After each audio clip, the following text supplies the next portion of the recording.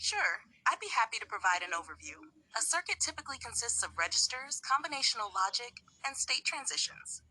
1. Registers. Registers are memory elements used to store data temporarily. They hold the current state of the circuit. In digital circuits, registers are often implemented using flip-flops or latches. They store data until it is needed for further processing.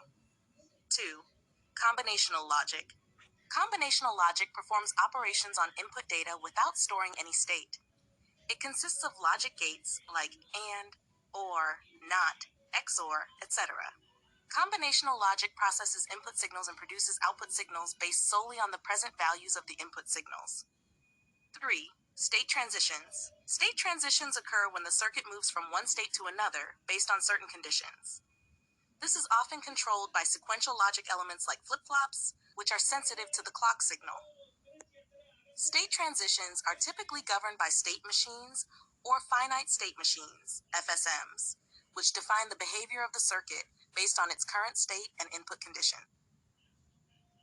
Sure, here's a simplified workflow algorithm for registers using flip-flops. 1. Initialization. Set initial values for all flip-flops in the register. 2. Clock signal. Wait for the clock signal. Flip-flops are sensitive to clock edges, so changes to their inputs only affect their outputs on a clock edge. 3. Input data. When the clock signal arrives, sample the input data. This could be from external sources or from other parts of the circuit. 4. Update. Update the values stored in the flip-flops based on the sampled input data. This can be done on either the rising edge or falling edge of the clock signal, depending on the design. 5. Output data. Output the current values stored in the flip-flops. These values represent the state of the register. 6. Repeat. Continue this process for each clock cycle, sampling new input data, updating the flip-flop values, and outputting the current state of the register. Flip-flops are fundamental building blocks in digital circuits, and their behavior is controlled by clock signals. Here's a brief explanation. 1. Flip-flop.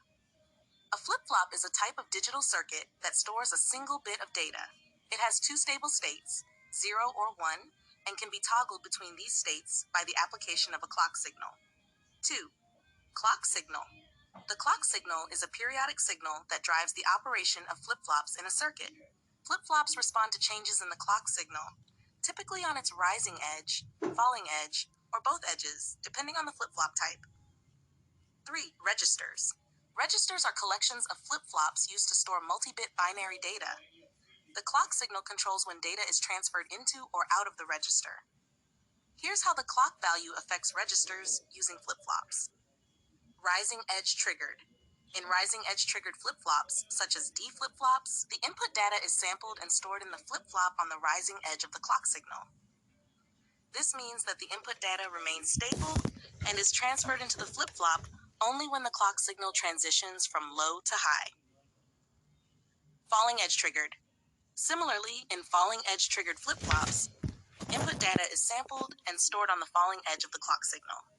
Here, the input data is transferred into the flip-flop when the clock signal transitions from high to low. Synchronous operation. Registers composed of flip-flops typically operate synchronously, meaning that all flip-flops within the register are controlled by the same clock signal.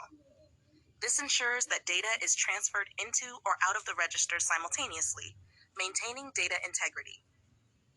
In summary,